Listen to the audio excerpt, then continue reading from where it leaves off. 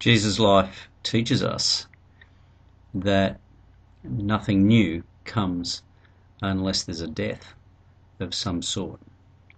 Here are your stories. As a mother, having a daughter who is legally blind has been a very despairing and concerning reality for me.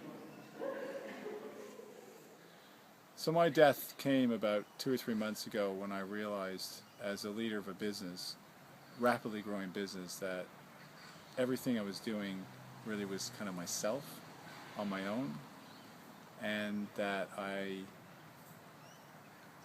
had just reached the limits of that, and it was bankrupt.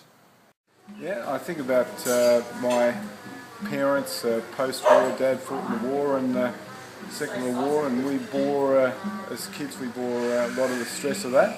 And one of the outcomes is I've lost relationship with 3 of my 4 siblings, and but I keep trying. So I received a thank you card today from somebody who, on the spur of the moment, I looked after her little child while she had a breast cancer test, and that breast cancer test came back positive, meaning she had cancer.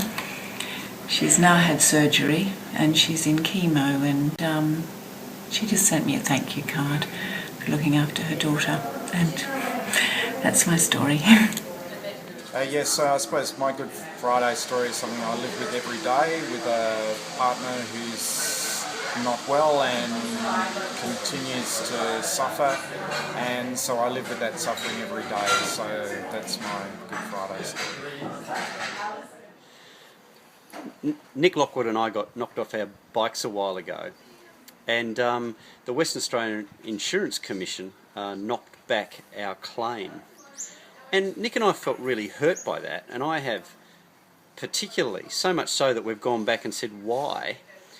And it's all sorts of reasons, like we didn't get knocked off in a bike lane, but it was a bike lane. And we've gone back and got all weird about it, and we've actually found signs that indicate that it was a bike lane. And then there are all these rules, and we feel kind of angry, and we want to fight for our rights.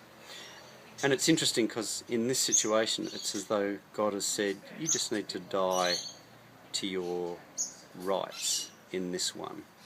We had a son who contracted non-Hodgkin's lymphoma and had a transplant.